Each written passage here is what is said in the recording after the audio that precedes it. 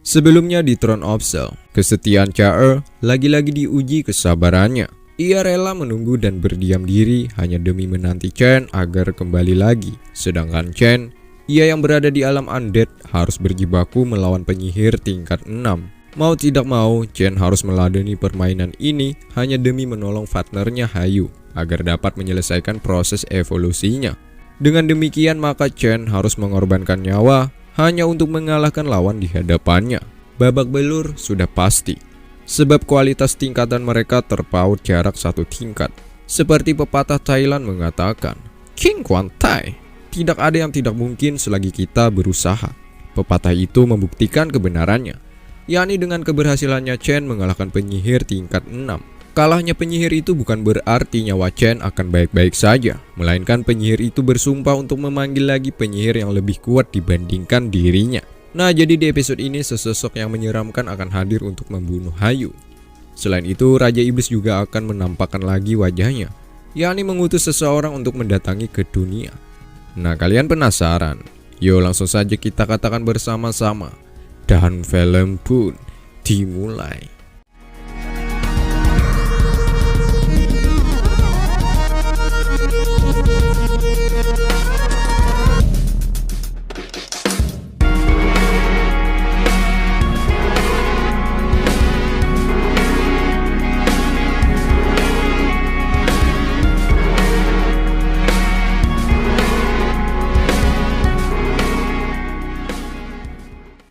Film dibuka dengan menampilkan sesosok makhluk yang begitu aneh. Memiliki tubuh ramping dan wajahnya seperti belalang. Kala itu ia sedang berada di taman rahasia Eternal Slab. Ya, Eternal Slab, yakni taman surga bagi 10 raja. Ngomong-ngomong, taman ini adalah taman lahirnya para raja-raja yang telah lama tertidur. Makhluk ini pun mengatakan bahwa hari ini raja baru akan terlahir kembali dari tidurnya. Di tempat ini sudah terpampang beberapa patung yang di dalamnya terdapat raja yang akan lahir. Proses lahirnya itu pun tidak secara serentak, melainkan satu persatu dengan kurun waktu yang cukup lama coy. Dan hari ini, lahirlah Raja Iblis Penyihir atau memiliki nama lain Roh Kematian. Tugasnya sama seperti penyihir tingkat 6 sebelumnya, yakni membunuh Austin Griffin, alias makhluk seperti Hayu.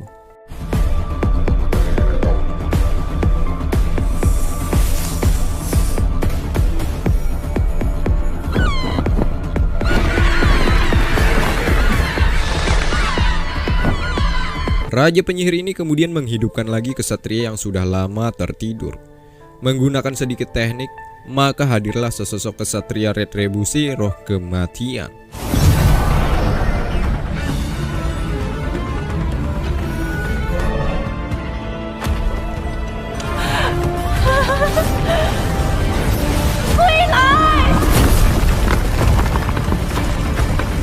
Kemudian kesatria itu memanggil monster yang dimana selama ribuan tahun monster ini sudah setia menjadi sayap-sayap bagi sang kesatria. Sehingga kesetiaannya jangan diragukan lagi coy.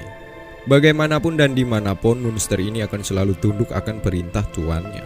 Hari ini mereka akan menyelesaikan misi, yakni membunuh Austin Griffin alias Hayu sebelum menyelesaikan proses evolusinya.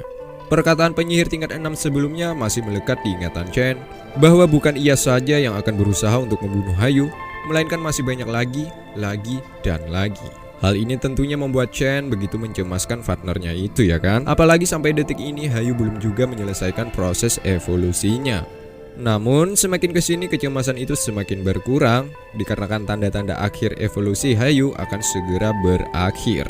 Setelah kecemasannya itu mulai berkurang, malah datang lagi sesuatu yang aneh dari atas, di mana suasana kembali mencekam. Pusaran hitam keluar yang disaksikan langsung oleh Chen, menandakan bahwa keselamatan Hayu dan dirinya akan terancam.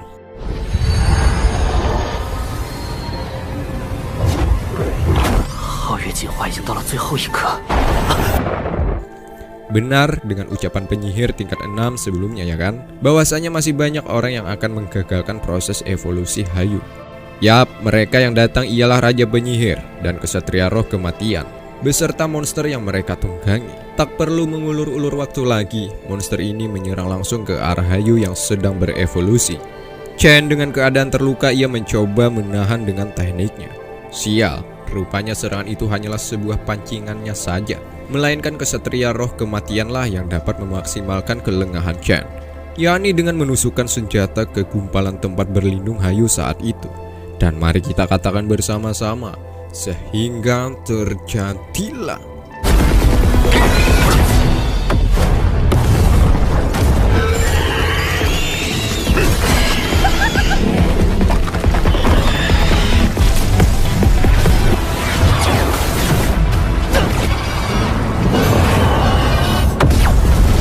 Untungnya keberuntungan kembali menghinggapi ke kubu Chen, di mana Hayu tepat sebelum terkena tusukan senjata dari kesatria roh kematian, dirinya diam-diam sudah berhasil berevolusi.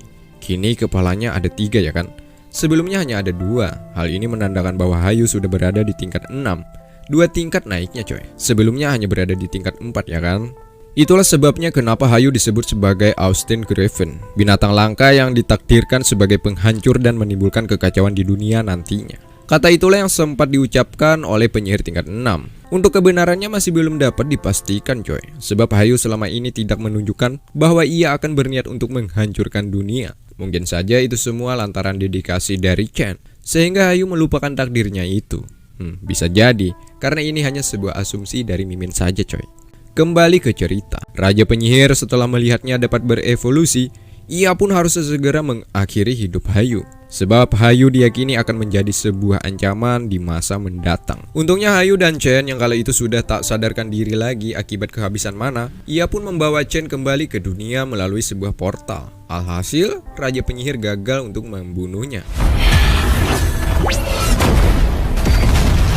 Setelah perginya Hayu alias Austin Griffin membuat ketakutan bagi Raja Penyihir, sebab Hayu dapat berevolusi menjadi lebih kuat lagi, yakni memiliki kepala 3. Yang ditakutkan oleh sang raja, jika ini terus dibiarkan, maka sesosok monster iblis berkepala 9 akan muncul, maka tamatlah riwayat hidup seluruh alam semesta. Maka tidak ada pilihan lain lagi selain membunuh Austin Griffin. Tapi bagaimana caranya? Sementara mereka ini tidak dapat keluar dari alam undead. Jawabannya hanya ada satu, yakni menunggu Austin Griffin untuk datang kembali ke sini lagi coy. Sebab Hayu hanya dapat berevolusi di tempat di mana ia dilahirkan. Ya, Hayu terlahir dari alam undead. Maka dengan itu Raja Penyihir akan selalu sabar menunggu Hayu untuk berevolusi kembali ke tempat ini. Sedikit catatan, bisa jadi nantinya Hayu akan berhasil memiliki kepala 9 selagi proses evolusinya tidak mengalami kendala. Maka dengan itu sudah dipastikan jiwa Hayu sesungguhnya akan segera kita ketahui. Sementara Chen saat di perjalanan menuju ke dunia, tepatnya antara sadar dan tidak sadar, ia menanyakan tentang Raja Penyihir. Karena tak ingin membuat kekhawatiran Chen, Hayu mengatakan bahwa mereka sudah mati dan rasa ketakutan itu sudah berakhir.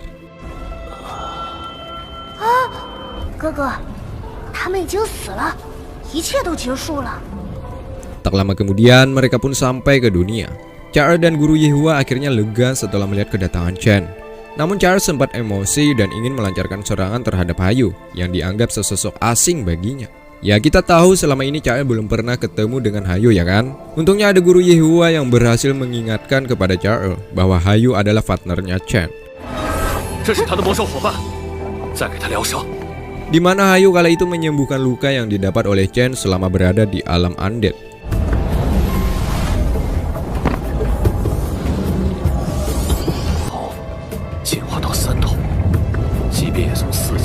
Tak lama kemudian Chen sadar, ia langsung meminta maaf kepada guru juga Char karena telah membuat mereka menunggunya. Kalau Guru Yehua sih tak masalah, namun guru hanya kasihan kepada Char yang rela berdiam diri di sini hanya demi menunggu Chen selama ia menghilang. Maka dengan itu Chen sekali lagi ia meminta maaf kepada wanitanya itu.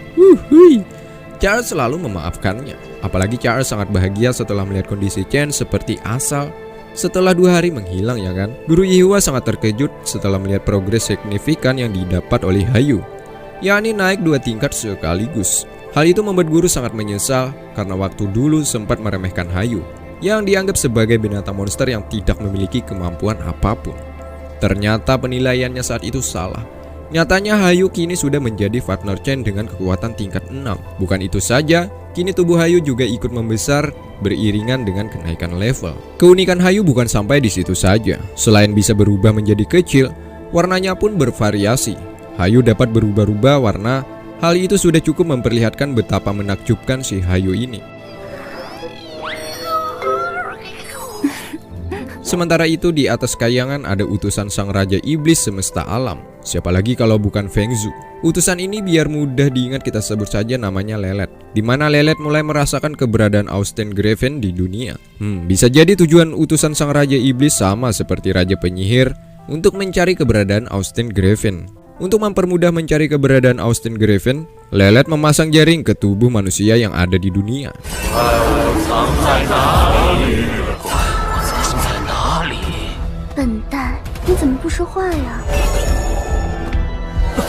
Nah, dengan terkaitnya jaring itu, maka sudah dipastikan para manusia berada di bawah kendalinya. Kembali ke dunia, ada guru menanyakan kepada Chen, jika ingin lulus ujian perburuan iblis, maka Chen harus mengalahkan 6 lawan berikutnya. Sebab sudah beberapa pertandingan Chen tertinggal. Sehingga Chen pasti berada di urutan bawah ya kan? Sebagai murid yang selalu menuruti ucapan gurunya, bagaimanapun Chen berjanji akan menyapu bersih kemenangan di ujian nanti. Kembali ke kayangan, sesosok Raja Iblis Feng Zhu hadir, di mana ia dengan tegas menyuruh Lelet untuk menemukan keberadaan Austen Graven. Sama seperti Chen, Lelet juga memiliki dedikasi tinggi terhadap rajanya. Ia akan memenuhi permintaan rajanya untuk turun ke bumi mencari Austen Graven. Sebab jika hanya menggunakan manusia yang sudah berada di bawah kendalinya, sangat sukar untuk ditemukan coy. Karena apa? Karena Austen Graven melakukan penyamaran, sehingga sangat sulit untuk dideteksi keberadaannya. Jika ingin terus berada di ujian perburuan iblis, maka Chen harus mengalahkan 6 lawan pertandingan yang tersisa. Jika itu terlaksana dengan baik, maka kesempatan masuk 16 besar sepertinya sangat terbuka. Berkaca pada pertandingan berikutnya, sepertinya lawan yang akan dihadapi Chen memiliki kemampuan yang cukup mumpuni untuk mencegah langkahnya untuk terus melaju ke babak berikutnya. Target pertama Chen jika masuk 16 besar, tentunya ia ingin bertemu dengan Bilar alias Weng Zhou sebagai wujud balas dendamnya yang sebelumnya ia pernah dikalahkan oleh orang ini. Hal yang dikhawatirkan oleh Chen saat ini bukanlah lawan yang ada di depannya, melainkan perlengkapan Chen semuanya sudah rusak akibat melangsungkan pertarungan melawan para penyihir sebelumnya ya kan. Meski Hayu sudah berada di samping Chen saat ini, bukan menjadi alasan baginya untuk menghadapi lawan dengan mudah. Kita melirik ke lawan yang nantinya akan dihadapi Chen, yakni Bilar. Bilar yang memiliki segudang kemampuan ditambah memiliki tongko roh. Dan satu yang perlu diingat, Bilar juga belum pernah mengeluarkan senjata rahasianya seperti Fatner yang ia miliki ya kan. Tentu ini sebuah PR besar bagi Chen untuk kedepannya, bagaimana ia menghadapi agar bisa memenangkan setiap pertandingan. Jika kita melihat dari kualitas Bilar, pastinya Fatnernya juga sangat kuat. Entahlah, sebab Bilar masih menjaga kemasyurannya itu. Sama seperti Chen, ia pun juga belum mengeluarkan Fatnernya selama berada di babak penyisihan ujian ini. Jadi sangat menarik kapan Chen akan mengeluarkan Hayu. Sepertinya tak akan lama lagi pertanyaan itu akan terjawab. Agar tidak ada lagi kata kalah saat berhadapan dengan lawan-lawannya kelak, Chen harus benar-benar melatih untuk mempelajari kemampuan baru yang diwariskan oleh ayahnya itu.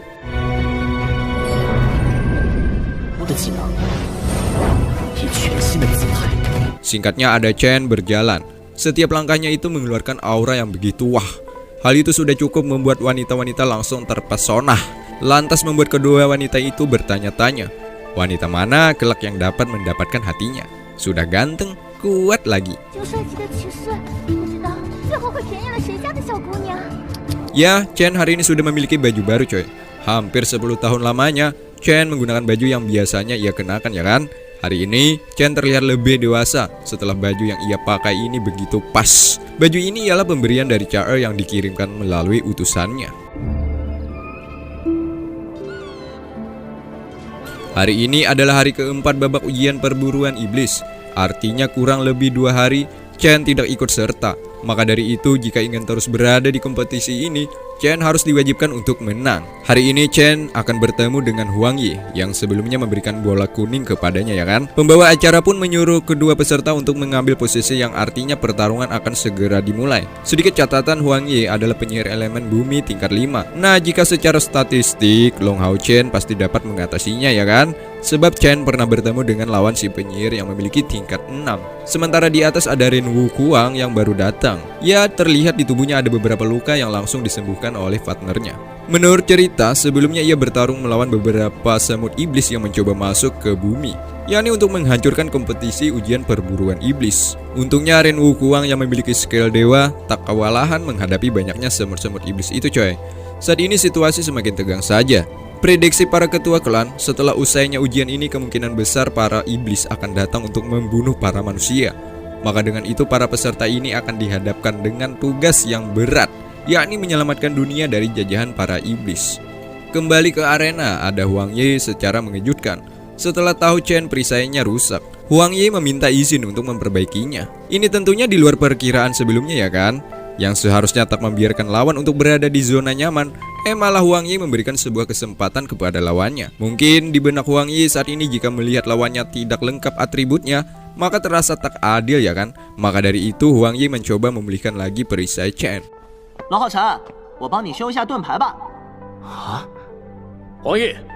Namun Chen menolak sebab jika Huang Yi memperbaiki perisainya, tentulah harus menguras mana yang banyak. Inilah yang dianggap Chen tidak adil. Hanya demi memperbaiki perisai lawan agar terlihat keren, takutnya akan mempengaruhi Huang Yi saat di pertarungan, alias tidak dengan kekuatan penuh akibat terkurasnya mana. Namun Huang Yi meyakinkan, meski saat ini di atas arena mereka lawan, namun suatu hari nanti mereka akan jadi rekan untuk sama-sama menyelamatkan dunia. Ya, perbuatan baik Huang Yi itu malah ditertawakan oleh peserta lainnya ya kan? Sebab mana ada seorang petarung memberi keringanan terhadap lawannya, seperti yang ia lakukan terhadap Chen. Chen tetap menolak karena ia tak ingin membuat lawannya mengalami masalah pada mananya. Alhasil pertarungan pun dimulai. Chen memasang kuda-kudanya, menandakan ia sudah siap untuk bertarung. Meski perisainya rusak berkat pil yang diberikan Lin Xin, sedikit banyaknya mempengaruhi jalannya pertarungan hari ini. Seperti yang Mimin katakan sebelumnya, pil itu hanya berfungsi beberapa waktu saja. Maka dari itu Chen harus segera memenangkan pertarungan dengan cepat. Begitupun dengan Huang Yi, ia juga tak kalah dengan Chen. Dengan sedikit gerakan menandakan Huang Yi juga sangat siap untuk bertarung. Sampai sini Chen sudah merasakan gelombang sihir yang begitu kuat setelah dikeluarkan oleh Huang Yi ini. Ya, serangan Chen tertolak begitu saja. Ini semua lantaran kehebatan Huang Yi yang memiliki teknik sihir penolak serangan. Teknik ini hanya berguna pada lelaki saja coy, alias tidak berfungsi jika lawannya seorang wanita. 多读点书，这是雌性魔法，女孩子就没用了。是同性相斥啊？还有这种？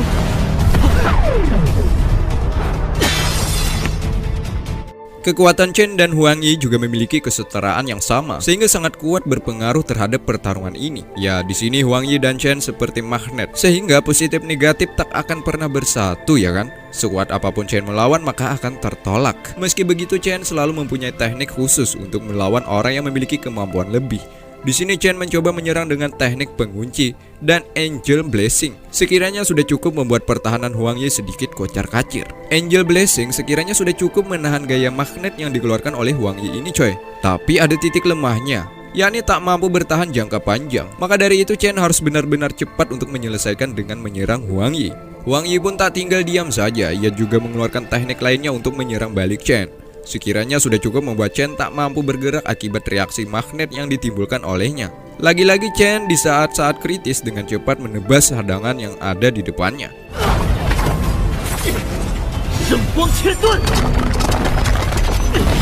Sampai sini Chen memuji kehebatan Huang Yi ini, sebab setiap serangan yang dilepaskan oleh Chen seperti tak ada artinya. Kita lihat wajah Huang Yi masih bisa santuy, artinya sampai sini ia tak mengalami kesulitan.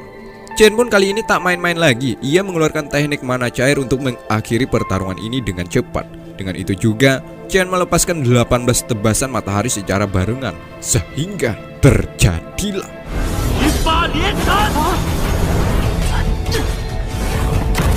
hebatnya lagi-lagi Huang Yi dapat menghindari serangan itu. Ini semua sungguh-sungguh di luar nalar.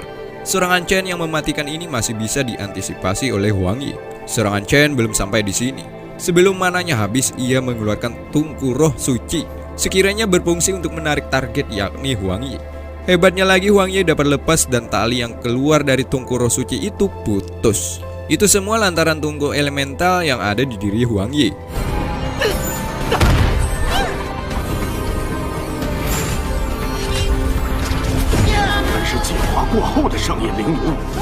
Dan juga berkat partner yang dimiliki oleh Huang Yi ini coy, selain dapat menetralisir mana orang lain, kekuatan itu juga dapat membantu meningkatkan kekuatan pada dirinya. Itulah sebabnya kenapa Huang Yi tak merasa keberatan jika sebelumnya ingin memperbaiki perisai pada diri Chen. Kehebatan Huang Yi tak berakhir sampai di sini saja. Ia merubah partnernya menjadi monster raksasa. Maka dengan itu pertarungan Chen melawan monster ini pun terjadi, di mana serangan Chen tak ada artinya bagi lawannya. Benar, serangan seakan-akan hanya seperti menyayat batu tak kunjung selesai ya kan? Harta yang dimiliki oleh Huang Yi ini adalah harta legenda yang sangat langka. Selain itu partnernya juga dikenal memiliki atribut lengkap, sehingga sudah cukup meyakinkan kepada semua orang bahwa Huang Yi ini adalah the next kesatria yang akan menyelamatkan dunia dari ancaman para iblis di masa mendatang. Selagi monster itu menyerang Chen, dijadikan Huang Yi untuk mengumpulkan beberapa mana untuk ia jadikan sebagai teknik terhebatnya selama berada di atas arena. Setelah sekiranya selesai mengumpulkan mana, Huang Yi menyuruh partnernya itu untuk berhenti. Sekarang giliran Huang Yi yang akan menyerang Chen dengan tekniknya. Teknik yang setara tingkat 6 ini tentunya membuat kekhawatiran semua orang. Wasit alias pembawa acara ini menyarankan agar Chen menyerah saja, sebab dari kualitas yang ada di dirinya tak mumpuni untuk menahan serangan pamungkas Huang Yi. Tapi lihatlah, semua orang terkejut setelah Chen berkata untuk tidak menyerah. Di dahinya lagi-lagi terpancar cahaya menandakan Chen akan memanggil partnernya itu. Hari ini hari perdana bagi Chen mengeluarkan partner saat di ujian perburuan iblis. Semua mata kembali tertuju kepada Hayu yang memiliki kemampuan merubah warna. Hal ini sangatlah jarang dimiliki seseorang yang memiliki partner seperti Hayu. Tak ada rasa takut sedikit pun, Hayu bersiap menghadang serangan dari Huang Yi. Begitupun dengan Chen, ia juga bersiap untuk menyerang. Mimin meminta kepada kalian semua meski sedang jomblo, dan Mimin tahu perasaan kalian saat ini. Hiraukan dan lupakan dan mari kita katakan bersama-sama sehingga terjadi la.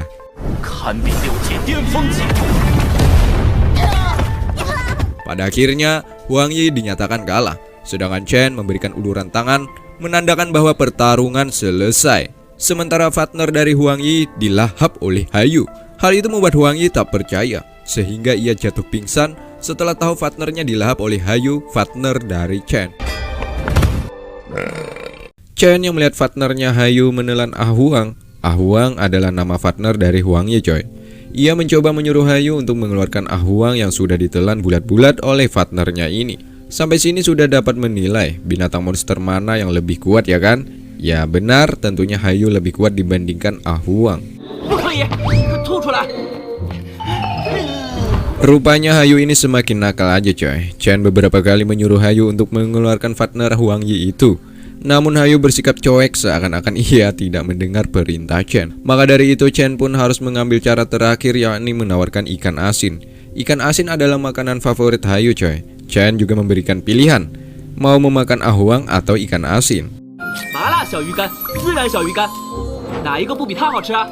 Mendengar ikan asin tentulah membuat Hayu langsung ngiler. Hal itu dibuktikan ketika Hayu langsung memuntahkan Ahuang dan tepat mengenai Chen.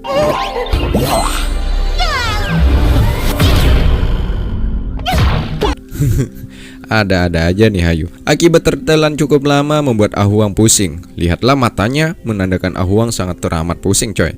Huang Yi yang sebelumnya pingsan setelah tahu partnernya dimakan oleh Hayu, kini ia mulai siuman setelah melihat partnernya kembali. Sebab Huang Yi sudah terlanjur sayang kepada partnernya ini. Bagaimanapun Huang Yi tidak ingin berpisah dengan partnernya. Dan detik ini Ahuang telah kembali ke pelukannya. Chen dan Hayu menghampiri Huang Yi. Chen yang memiliki attitude begitu tinggi, tanpa ada rasa malu, ia meminta maaf lebih dulu kepada Huang Yi, terutama atas perbuatan Hayu sebelumnya. Dan tak lupa Hayu juga disuruh oleh Chen untuk meminta maaf kepada Ahuang atas perbuatannya tadi. Lagi-lagi Hayu bertingkah menjadi binatang monster yang gemes. Dari gesturnya, Hayu mengangguk-angguk menandakan ia tak mau minta maaf. Namun karena Chen terus memaksa untuk meminta maaf, akhirnya Hayu pun menuruti perintah dari Chen. Hayu perlahan mendekati, dan tak lama kemudian terjadilah. Anjir, ini minta maaf atau mau ngajak gelut? Untungnya Huang Yi dan Ahuang sudah ciut duluan, sehingga sesuatu yang tidak diinginkan tak terjadi ya kan? Kita berpindah ke arena lainnya, tepatnya kelompok bola ungu. Ada Lin Xin melawan kesatria yang dikenal memiliki kemampuan tak terkalahkan. Seperti sebelumnya, Lin Xin mengandalkan pertahanan yang begitu rapi. Bahkan lawannya ini yang dianggap memiliki kekuatan di atas rata-rata tidak dapat menembus pertahanan Lin Xin. Hingga waktunya habis, tetap Lin Xin tidak mengalami serangan yang membuatnya kewalahan. Alhasil wasit memutuskan Lin Xin memenangkan pertandingan kali ini. Terlihat setelah pertandingan lawan dari Lin Xin sangat frustasi dan tak terima dengan hasil akhir ini coy. Tapi apalah daya karena keputusan berada di tangan wasit ya kan. Atas apa yang ditoreh oleh Lin Xin membuat kesombongannya semakin keluar. Seperti halnya ketika berada di tengah-tengah dua wanita. Lin Xin mengatakan bahwa dia adalah penyihir terbaik yang tidak mudah untuk dikalahkan. Lu Xin yang keberadaannya tak jauh ia mendengar kesombongan Lin Xin ini. Tentulah Lu Xin semakin geram ya kan. Sebab Lu Xin dan Lin Xin seperti Tom and Jerry. Apalagi menurut Lu Xin ini berkaitan dengan masa depan Chen, di mana Chen dan Lu Xin mengikat janji. Jika Chen menang maka akan menjadikan Lin Xin sebagai teman satu timnya nanti. Meski guru Yihua pernah berkata bahwa Lin Xin ini murid yang memiliki segudang rahasia. Jadi tidak salahnya jika Chen menjadikan Lin Xin sebagai teman satu timnya. Sampai sini Lu Xin masih tak percaya dengan ucapan guru Yihua. Sebab selama Lu Xin mengenali siapa Lin Xin ini, ia tak pernah menemukan bahwa Lin Xin adalah murid spesial. Sebab dikala bertarung, Lin Xin selalu mengandalkan pertahanan, sementara serangan nol besar. Kita tahu jika ingin mengalahkan lawan di depan, terutama para iblis nantinya, pastinya serangan sangat dibutuhkan ya kan? Itulah yang ditakutkan oleh Lu Xin di kemudian hari. Apa yang bisa diharapkan terhadap Lin Xin ini? Entahlah. Mimin pun masih belum bisa mereka-reka untuk kedepannya. Namun sedikit poin yang dapat diambil, Lin Xin nantinya akan dijadikan sebagai kesatria penyuplai pil. Kembali ke tengah arena, wasit mengumumkan pertandingan berikutnya, yakni Charles dari kuil Assassin melawan Simasian dari kuil Priest. Ini akan menjadi partai menarik, sebab Simasian belum terkalahkan sejauh ini, sementara Charles sudah kalah satu kali. Itu pun lantaran Charles mengalah ketika bertemu dengan Lu Xin. Charles tahu Lu Xin adalah kakak angkat dari lelakinya ya kan. Jadi bagaimana mungkin Charles dapat berbuat kejam terhadap kakaknya untuk di kemudian hari. Sementara Lin Xin yang tahu musuh Simasian adalah Charles, tentunya ia sangat senang. Sebab Lin Xin tahu Simasian pasti akan dibantai oleh Charles, wanita nomor 1 di kuil Assassin. Sebegitu dendamkah Lin Xin ini terhadap Simasian, sampai ia begitu yakin Simasian akan kalah. Tunggu dulu coy, lihatlah di arena di mana Simasian langsung gasken untuk menyerang Charles. Rupanya Simasian sudah lama menantikan kesempatan ini agar dapat bertarung dengan murid nomor 1 di kuil Assassin. Serangan cepat, padat dan berisi mulai dilancarkan oleh Simasian ke pertahanan Charles. Charles pun demikian, ia secepat cahaya menghindari setiap serangan dari Simasian.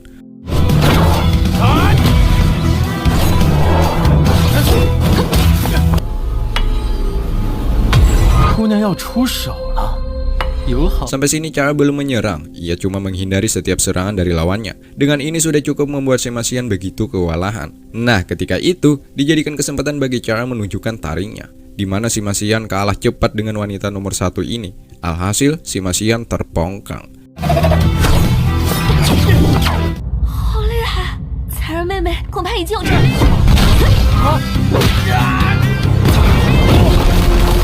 Melihat Simasian terpongkang membuat Lin Xin ingin mengabadikan momen ini dengan isyarat tangan seakan-akan Lin Xin memotretnya.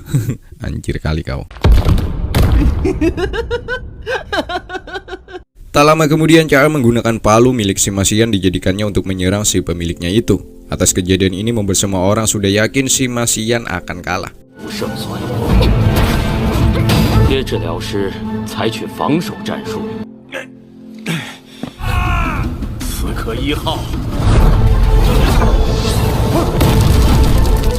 Tapi nyatanya Simasian mampu menahan serangan yang begitu amat dahsyat ini. Rupanya setelah terkena serangan itu membuat Simasian harus mengeluarkan teknik pamungkasnya. Simasian menunjukkan wujud aslinya. Ya, tubuhnya penuh dengan cahaya api menandakan Simasian sudah terlatih. Bahkan menurut tetua yang ada di atas menyaksikan, Simasian sudah melalui latihan sedemikian rupa. Bahkan antara hidup dan mati sudah ia lalui. Hal itu membuat pertarungan semakin menarik saja coy. Sesuai prediksi, Charles kewalahan menghadapi serangan brutal yang dilepaskan oleh Simasian.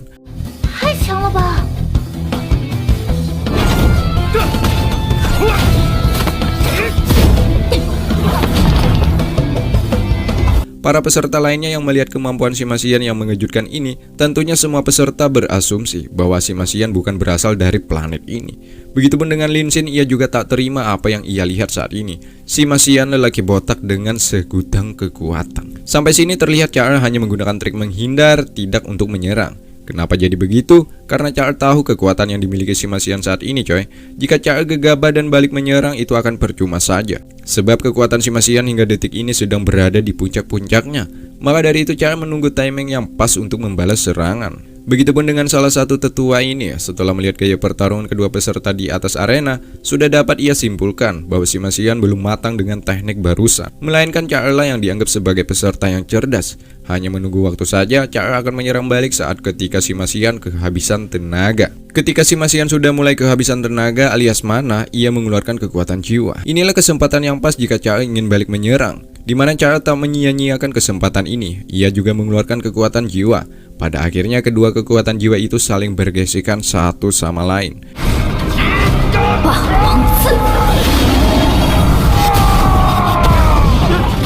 Dan sesuai prediksi tetua tadi, Sima Xian belum matang dengan tekniknya. Alhasil Sima Xian kalah.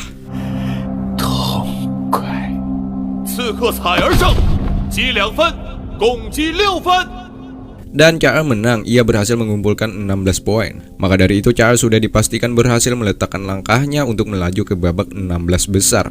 Tak lama kemudian Char bertemu dengan Chen. Di sini Chen menanyakan bagaimana hasil ujian tadi.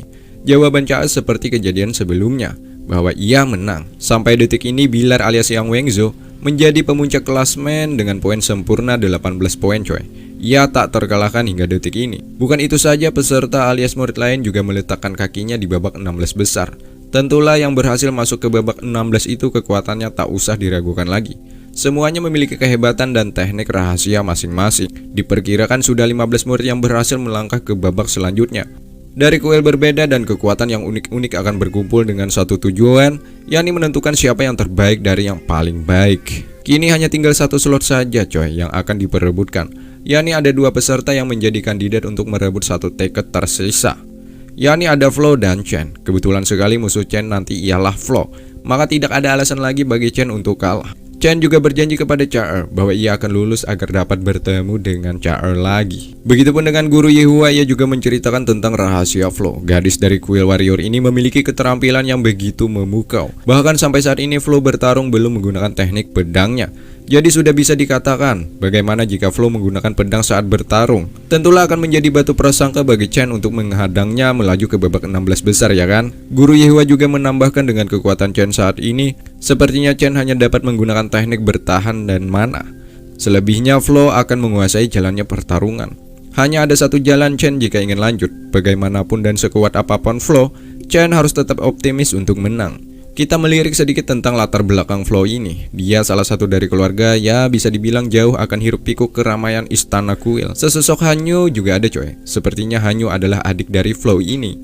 Terlihat di sana ada foto Flo dan Hanyu saat kecil. Berarti Flo ini adalah cucu dari Paladin. Bisa jadi coy. Soalnya masih belum dijelaskan secara detail siapa Flo ini. Kebetulan sekali di sini, di kota kelahiran Flo telah diserang oleh para iblis. Sementara Hanyu masih berada dalam kebingungan. Apa yang ia harus lakukan? Apakah menyerang balik monster? Atau mengikuti takdirnya sebagai seorang pendamping?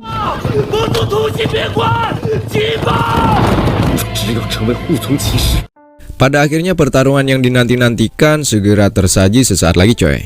Long Hao Chen melawan Flo alias Wang Yuan Yuan.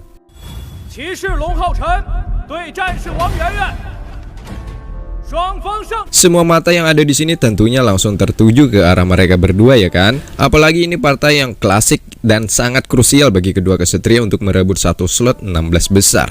Anak buah Char, Parsa, sedikit khawatir akan keselamatan Long Hao Chen. Sebab Parsa tahu betul kekuatan yang ada pada Flo saat ini. Berbeda dengan satunya ini, ia sangat yakin Long Hao Chen akan menang. Sebab ia berkaca pada tingkatan yang dimiliki kedua peserta ya kan. Chen tingkat 5, sedangkan Flo tingkat 4. Jadi sudah bisa dipastikan Long Hao Chen tidak mengalami kesulitan saat bertarung nanti. Di sini bukan masalah tingkatan lagi yang menentukan. Apalagi perbedaan satu tingkat bukan menjadi alasan bagi Chen untuk menang mudah coy. Ingat di ujian kali ini, siapa yang mentalnya siap maka dialah yang akan menang. Perbincangan mereka berdua terhenti akibat Flo secara mengejutkan ada di hadapan mereka berdua. Sontak mereka langsung membuang muka seolah-olah tidak merasa salah dengan ucapan sebelumnya. Karena bukan kedua orang ini prioritas utamanya, sehingga Flo berlalu pergi saja menuju ke tengah arena yang sudah ditunggu oleh Chen. Sesampainya ke tengah arena, Flow berkata sombong. Menurutnya Chen adalah kesatria berbakat. Meskipun demikian, Chen bukan lawan yang sepadan baginya. Kelak jika ujian ini berakhir, maka Chen akan menjadi kesatria yang akan ia rekrut menjadi rekan timnya. Sombong amat.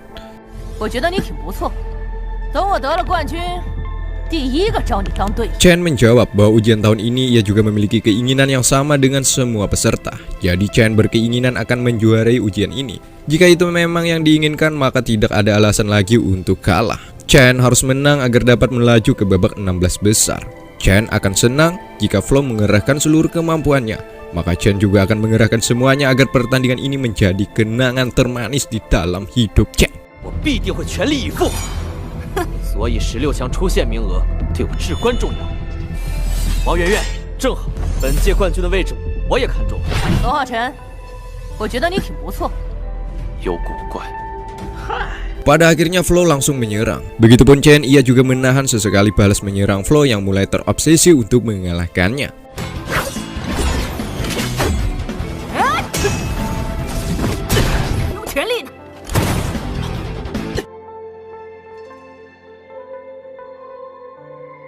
Sampai sini sudah dapat dilihat bahwa Flow hanya menggunakan tangan kosong untuk bertarung melawan Chen. Seperti dugaan Chen sebelumnya, Flow mempunyai sarung tangan yang kuat untuk membantunya dalam penyerangan.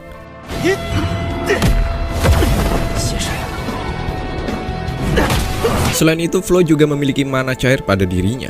Hal itu lantaran Flow sudah menerobos ke tingkat 5. Ya, apa yang dikatakan oleh Flow sedikit banyaknya membuat Chen terkejut. Dikarenakan Flow juga memiliki tingkatan sama seperti dirinya. Tentunya tugas Chen hari ini sangatlah berat. Menurut guru Yewa sebelumnya, Flow dengan tingkatan 4 saja sudah cukup membuat Chen kesusahan. Apalagi jika tingkat mereka setara, ya kan? Gak tahu deh gimana hasil akhirnya.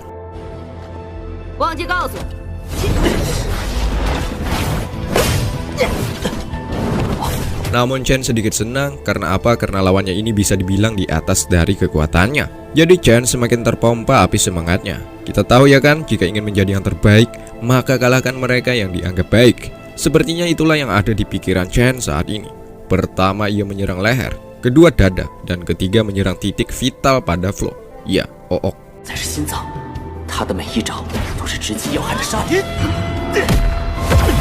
Tapi keinginannya itu tak sesuai ekspektasi. Pertahanan Flow seperti tak bisa ditembus dengan beberapa teknik yang dikeluarkan oleh Chen. Sudah dipastikan Flow meski seorang wanita, namun dari segi kekuatan tidak boleh dipandang sebelah mata. Hal itu dibuktikan ketika ia mampu memberikan arti kesusahan pada Long Hao Chen. Chen terus berusaha mencari cara untuk mengalahkan Flow. Ketika itu Chen menggunakan teknik tebasan matahari. Hal mengejutkan kembali tersaji di pertandingan ini. Flow mampu menahan kemudian mengoyak tebasan itu menggunakan tangannya. Tapi di tengah-tengah itu dijadikan Chen untuk menyerang kembali. Setidaknya kelengahan Flow mampu dimaksimalkan oleh Chen.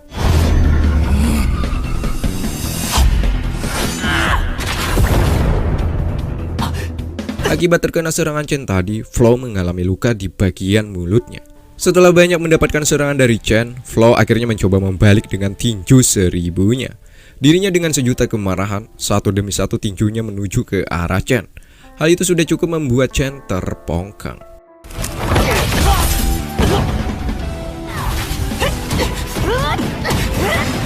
Melihat hal ini sungguh di luar nalar. Salah satu penonton menganggap ini sungguh luar biasa. Flow yang jelas-jelas terluka malah membuatnya semakin kuat saja. Bukan itu saja, Chen juga terkena beberapa kali serangan dari Flow yang membuatnya terluka. Kini Chen dan Flow sama-sama mengalami luka pada mulutnya. Chen pun mulai merasa muak. Ia akhirnya menggunakan kedua pedangnya untuk kembali menyerang Flow. Bagi Flow ini hanyalah percuma. Semakin kuat serangan Chen, maka membuat Flow semakin kuat juga. Dan mari kita katakan bersama-sama, sehingga terjadilah.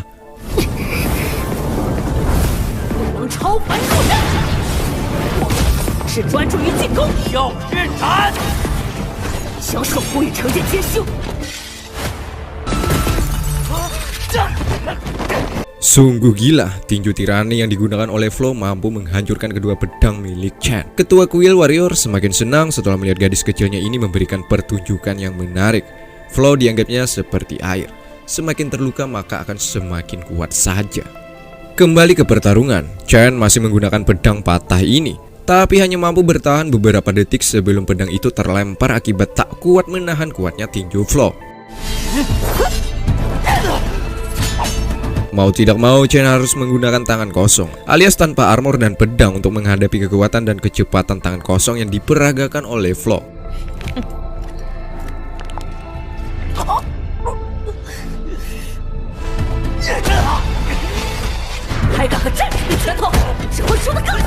Menurut Flow, Chen tanpa armor juga senjata hanyalah seperti sampah. Ini semua sudah bisa dipastikan dari cara mereka bertarung, ya kan? Chen beberapa kali terkena serangan brutal oleh Flow. Semua orang tak percaya setelah melihat Chen dipermainkan oleh Flow. Pedang patah, armor hancur. Jadi bagaimana mungkin Chen dapat menang, ya kan? Begitupun dengan Flow. Dengan kesombongan ia meminta agar Chen mengerahkan seluruh kemampuannya. Sebab Flow tahu Chen belum mengeluarkan binatang monster Hayu. Karena itu maunya, maka Chen mengeluarkan Hayu pada dirinya. Di sini Hayu memperlihatkan bahwa ia adalah binatang monster nomor 1 di alam semesta ini.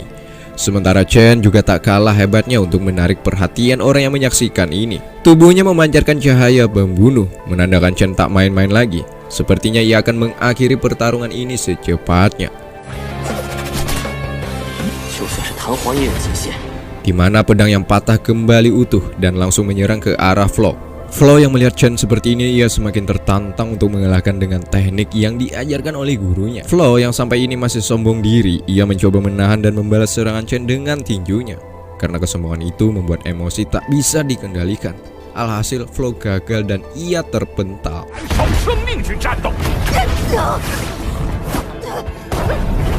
Flow masih bisa bangkit dan masih dapat berkata sombong. Karena ini maunya Flow, Chen dan Hayu menggabungkan kekuatan untuk mengakhiri pertarungan ini. Dan mari kita katakan bersama-sama, sehingga terjadilah.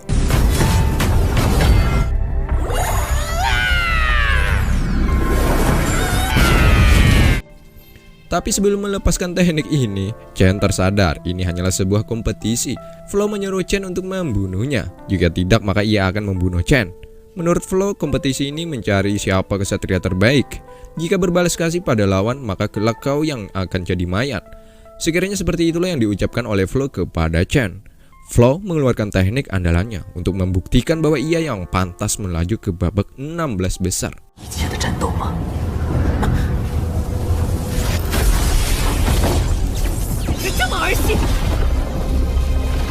Hanyu melihat aura mematikan di dalam kuil arena tempat Chen dan Flow bertarung.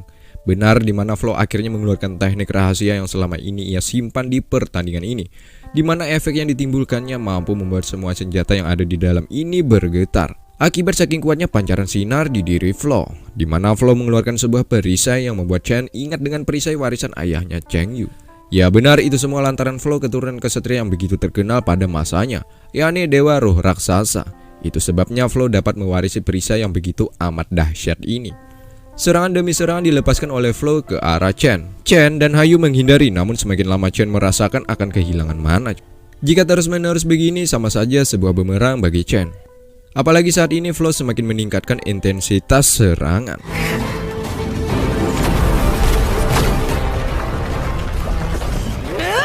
Chen dan Hayu saling bahu-membahu untuk menyerang, sehingga terjadilah.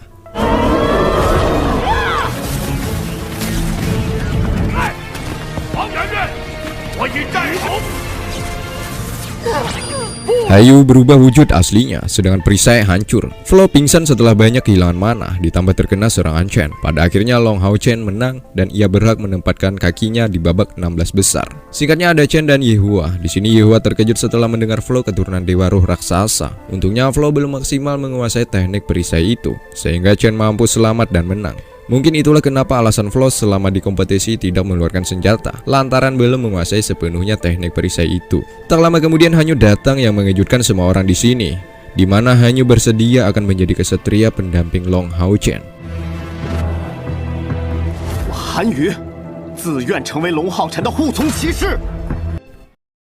Ketua Paladin kala itu dihampiri oleh Long Hao Chen. Ia meminta agar Paladin memikirkan lagi masak-masak. Apakah benar cucunya Hanyu ingin dijadikan sebagai pendamping Chen selama mengarungi dunia ini?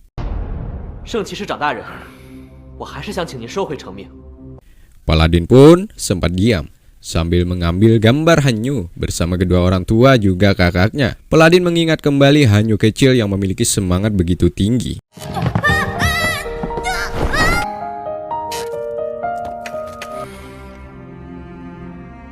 Dia adalah anak yang oled. Dia selalu menyelesaikan tugas yang diberikan kedua orang tuanya. Begitupun dengan kedua orang tuanya, Hanyu adalah putra yang paling mereka sayangi. Layaknya sepasang keluarga bahagia, tidak ada sedikit pun menggambarkan akan kesedihan di antara mereka. Khususnya kedua orang tua Hanyu. Meski sedang bertugas, mereka selalu menyempatkan diri untuk menjenguk perkembangan anaknya ini.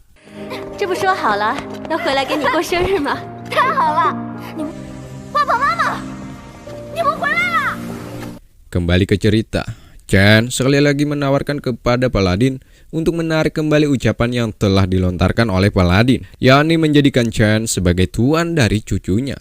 Kita tahu di dunia ini tidak ada satupun seorang kesatria yang ingin menjadi pendamping.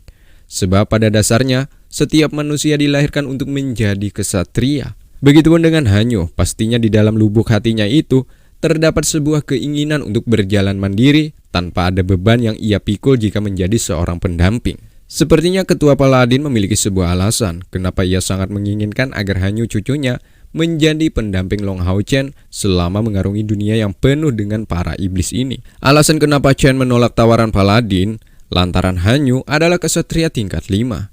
Yang artinya sederajat dengan Chen. Jika dipikir-pikir, ini semua seperti tak masuk akal ya kan? Seperti yang Mimin sebutkan tadi, ketua Paladin memiliki alasan kenapa ia memilih Chen sebagai tuan dari cucunya itu.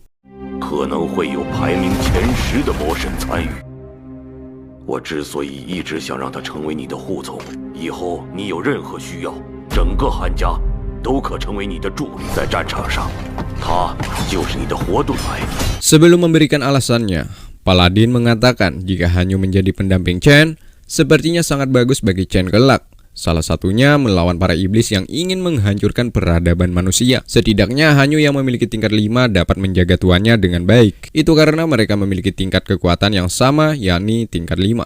Chen masih diam. Disinilah Paladin mengatakan beberapa alasan kenapa ia bersikeras ingin menjadikan cucunya itu sebagai pendamping Chen. Salah satunya Hanyu adalah satu-satunya yang akan menjadi pewaris keluarga Han. Ketua Paladin ingin cucunya itu menjadi kesatria yang kuat setelah ikatan kontrak menjadi pendamping selesai. Selain itu, Hanyu juga memiliki ego yang begitu tinggi setelah kematian kedua orang tuanya. Sekiranya jika Hanyu bergabung dengan Chen, ego yang terpendam di dalam lubuk hati Hanyu akan sirna. Sedikit ketua Paladin menceritakan masa lalu keluarga Hanyu. Salah satunya kematian kedua orang tuanya atas tugas mereka sebagai kesatria yang melindungi dunia dari serangan iblis. Setelah gugurnya putra dan menantunya alias orang tua Hanyu, sifat Hanyu berubah. Ia menjadi seorang anak yang temperamen, sebab di dalam dirinya sudah dipenuhi akan namanya dendam. Siang malam ia habiskan untuk berlatih, hanya demi membalaskan atas kematian kedua orang tuanya terhadap mereka para iblis.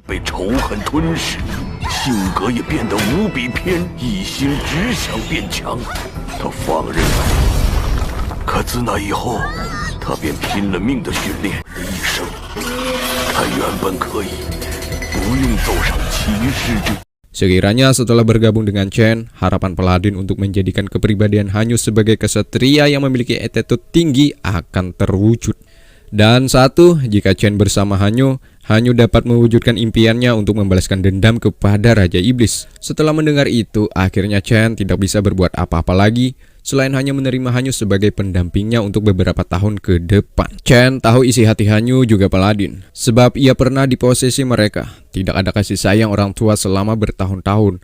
Maka dari itu mereka pun langsung ke intinya, yakni saling mengikat kontrak antara tuan dan pendamping. Selain Chen dan Hanyu, ada juga ketua Paladin sebagai orang yang mengesahkan, dan Yihua sebagai saksi mati antara hubungan mereka. Ini adalah yang pertama dalam sejarah kuil, di mana tuan dan pendamping memiliki tingkatan yang sama. Dalam 5 tahun ke depan, Chen akan menjadi tuannya dari Hanyu. Begitupun dengan Hanyu akan menjadi pendamping Chen selama 5 tahun ke depan dengan catatan Hanyu adalah orang terdepan untuk melindungi Chen. Sementara Chen akan menjadi orang yang paling berperan hidup matinya Hanyu di kemudian hari. Kita tahu Chen tak akan membiarkan orang di sampingnya terluka ya kan? Pastinya ia akan berusaha semaksimal mungkin menjaga Hanyu di medan peperangan nanti. Semoga saja Chen kelak akan menjadi pemimpin yang sesuai dengan apa yang diinginkan. Hanyu kemudian menghadap ke arah pedang dan ia bersumpah akan setia bersama Chen.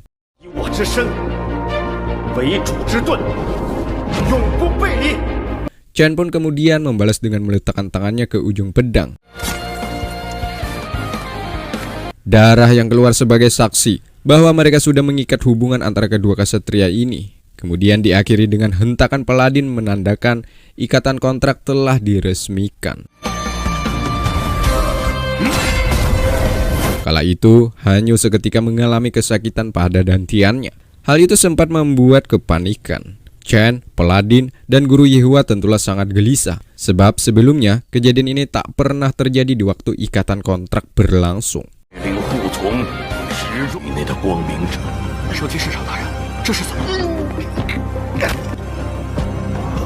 Ternyata ini adalah efek dari putra cahaya yang dimiliki oleh Long Hao Chen, di mana Hanyu mendapatkan energi yang begitu dahsyat setelah melakukan ikatan kontrak dengan Chen. Alhasil Paladin sempat bingung, kok bisa Hanyu seketika mendapat kekuatan seperti ini? Lantas ia mengira ini semua berkat kekuatan yang ada pada diri Chen. Benar, seketika mereka berpindah ke tempat lain, tanda bahwa Chen benar-benar terlahir sebagai putra cahaya. Salah satunya angka 97, kekuatan spiritual bawaan Chen. Mendengar itu lantas ketua Paladin begitu terkejut. Sebab selama ini tak ada seorang ksatria yang terlahir memiliki kekuatan spiritual bawaan di angka 97. Dan tak salah dengan keinginan Paladin di awal, cucunya ini benar-benar disandingkan dengan putra cahaya. Dimana jika ada putra cahaya menandatangani kontrak dengan pendamping, maka dari itu timbullah peristiwa seperti ini coy. Chen akan mengalami peningkatan kekuatan. Begitupun dengan Hanyu, pastinya ia juga akan mendapatkan keuntungan karena ia menjadi pendamping Long Hao Chen si putra cahaya. Begitupun yang Hao Han, dia adalah ksatria yang sudah berada di tingkat segel ilahi, di mana ia langsung merasakan fenomena ini. Dan tentunya sebagai ksatria yang kuat dapat merasakan hadirnya putra cahaya yang selama ini didambakan dan ditunggu-tunggu setelah ribuan tahun lamanya. Dan hari ini ia merasakan bahwa putra cahaya telah lahir. Dan kegelapan dunia pun akan segera berakhir. Sedikit mengulangi kembali coy, putra cahaya dilahirkan sebagai ksatria yang akan membunuh Raja Iblis kelak. Jadi Chen kelak akan menjadi manusia yang membunuh Raja Iblis. Asalkan, ingat asalkan, selama ia berlatih tidak mati. Jika mati maka harus menunggu kembali putra cahaya yang baru. Itu tergantung diri pribadi coy. Jika Chen nanti gagal ketika berhadapan dengan kutu-kutu iblis sebelum berada di tingkat puncak, maka harapan akan pupus. Sebaliknya, jika Chen bisa bertahan hingga benar-benar menjadi ksatria terkuat, maka sudah dapat dipastikan ia akan benar-benar membunuh Raja Iblis Feng Zhu. Kembali ke sini coy, di mana kekuatan spiritual bawaan Hanyu yang sebelumnya antara 60 poin, setelah menjadi pendamping Chen, kekuatannya menjadi 80 poin.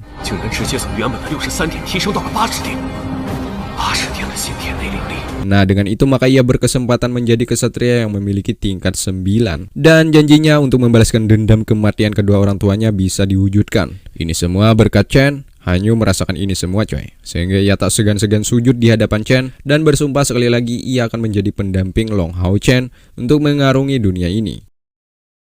Ya itu tadi adalah bagian yang menurut Mimin paling merinding. Jika kalian sudah menonton film ini secara utuh, pastinya merasakan apa yang Mimin rasakan. Ya kan? Oke, genjot.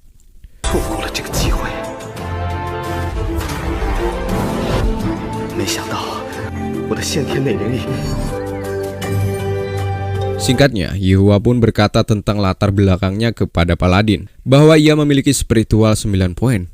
Tentulah membuat Paladin begitu terkejut. Sebab pada dasarnya ksatria yang memiliki poin 9 bawaan tidak akan sampai berada di tingkat 5. Tapi nyatanya itu semua ditepis oleh Yehua. Jika dibandingkan, 8 dari 10 ksatria tidak memiliki kekuatan spiritual bawaan sampai 10 coy. Sehingga 8 orang itu tidak dapat berlatih di kuil untuk menumpas kejahatan para iblis di kemudian hari. Setelah melihat kerja keras Yehua, Paladin meminta kepadanya untuk memberikan ajaran kepada semua orang bagaimana Yehua dapat berada di tingkat 5 meski kekuatan spiritual bawaan hanya 9 poin. Dengan ini, maka orang-orang yang terkebelakang akan bisa bangkit dan kegelapan dunia benar-benar akan hilang di muka bumi ini.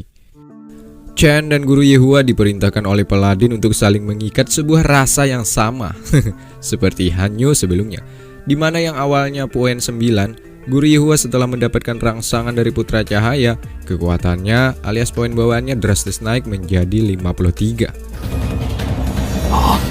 居然从9点直接提升到了50。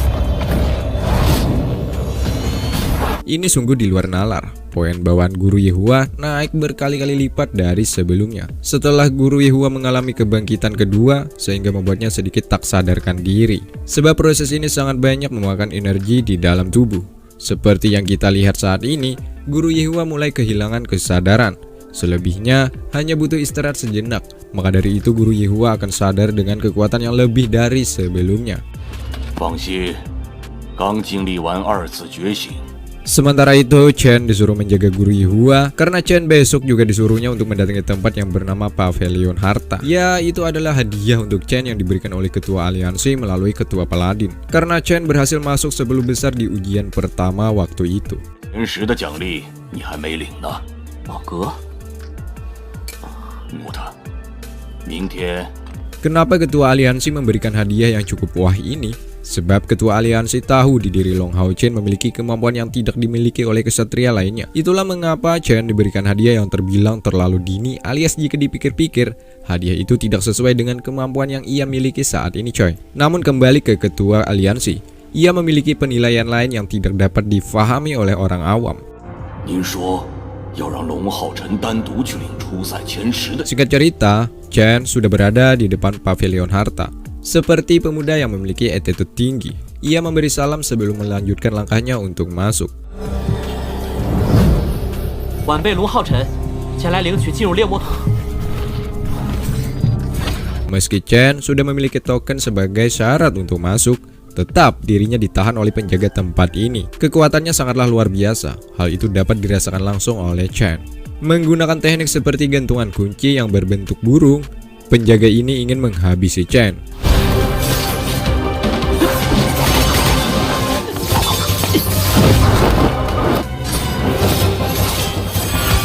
Untungnya ada yang Hauhan, dialah ketua di tempat ini, menghentikan si penjaga agar tidak membuat keributan terhadap junior seperti Chen.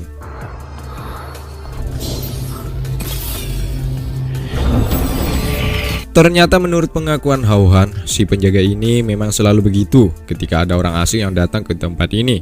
Untungnya ada Hauhan datang di waktu yang pas, sehingga Chen tidak mengalami apa-apa. Kemudian Hauhan mengajak Chen untuk masuk ke dalam, yakni Pavilion Harta. 杨爷爷，这就是领取奖励的地方吗？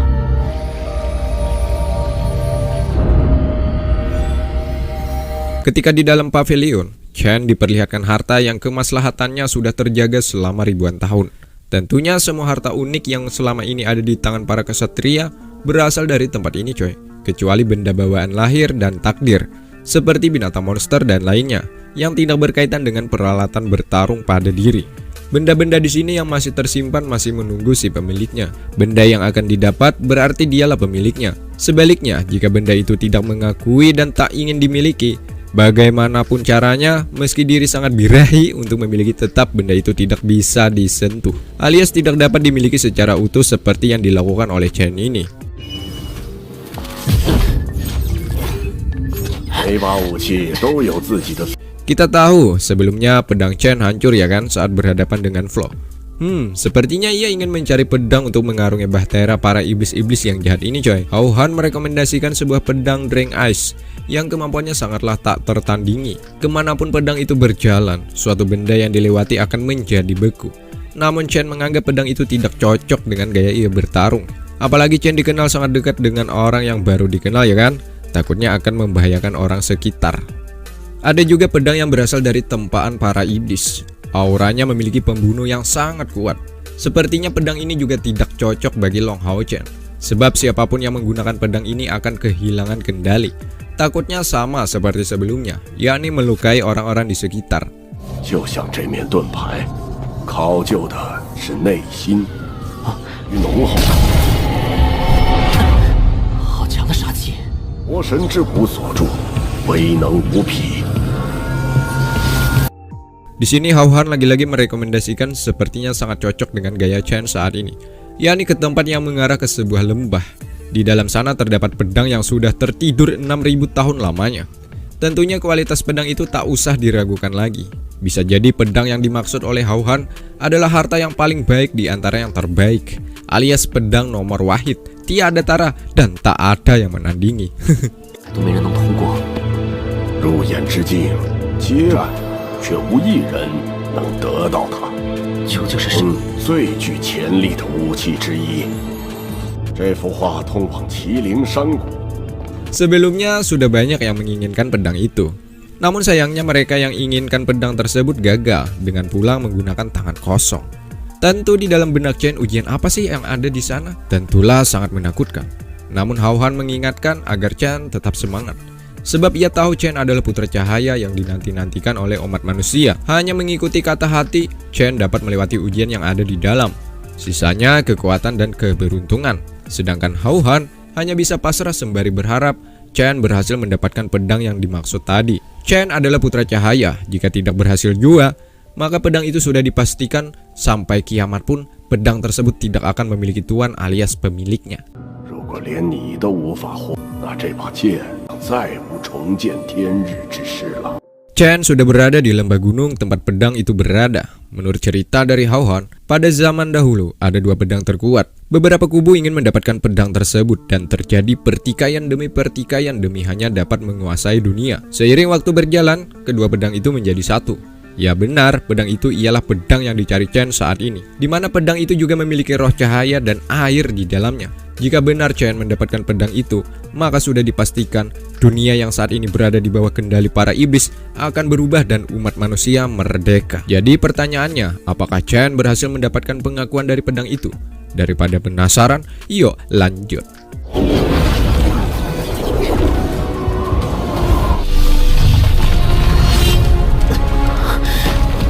Pedang mati ini mengarah ke sebuah cahaya, sehingga membuat pertanyaan di benak Chen. Sepertinya jika harus memecahkan ujian ini, harus bisa mengetahui arti dari cahaya itu.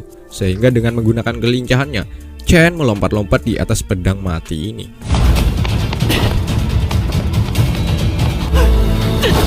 Berkat usaha yang begitu aduhai, Chen berhasil mendapatkan inti dari cahaya itu.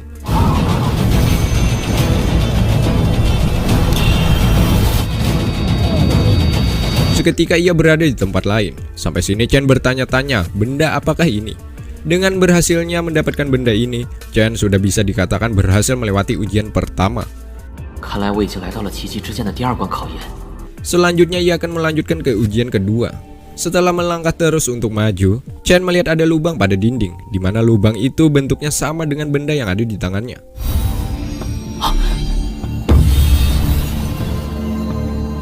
Tanpa ada keraguan, ia memasukkan benda tadi ke dalam lubang itu. Seketika pilar di sampingnya mulai menyala satu persatu. Sementara itu cahaya kecil juga keluar. Di sini Chen langsung mengerti maksudnya. Ia harus mengumpulkan cahaya untuk dapat mengisi kaca yang ada pada pilar.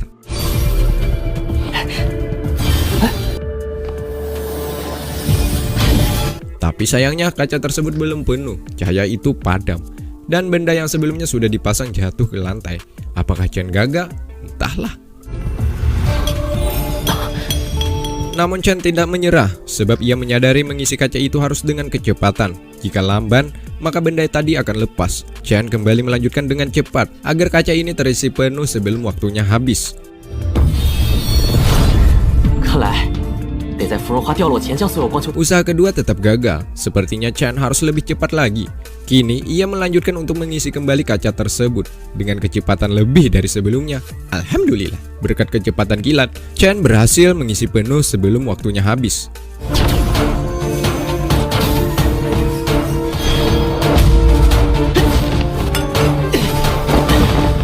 Tapi sayangnya, setelah bola cahaya tadi habis, kaca itu masih belum penuh. Sampai sini mengundang sebuah pertanyaan bagi Chen. Kok bisa ya seperti ini? Jadi apa yang ia harus perbuat lagi? Sedangkan cahaya habis, sementara kaca belum terisi penuh. Pusing pala Barbie. Tapi Chen memiliki IQ tinggi. Ia ingat bacaan di awal ketika pertama masuk ke sini tadi coy. Situasi berbalik dari hati. Kata itu bisa diartikan kembali ke dalam diri, bahwa semua masalah pasti ada jalan keluar. Chen melihat pantulan cahaya di lantai. Ia pun mengambil dan boom, seketika kaca tadi terisi penuh. Kalian bingung? Sama. Gini coy, jadi Chen menggunakan kata hati bahwa ia menganggap pantulan cahaya tadi adalah benar cahaya yang asli. Dengan kata hati itulah ia sangat yakin bahwa cahaya kurang ada di lantai tadi. Nah, jadi berkat keyakinan sehingga terciptalah sebuah kenyataan sehingga Chen dapat mengisi kaca seutuhnya. Dan lagi menggunakan keyakinan hati, Chen dapat berjalan di atas udara dan sampailah di tempat ini, di mana sesosok Chen berpakaian hitam langsung menyerangnya.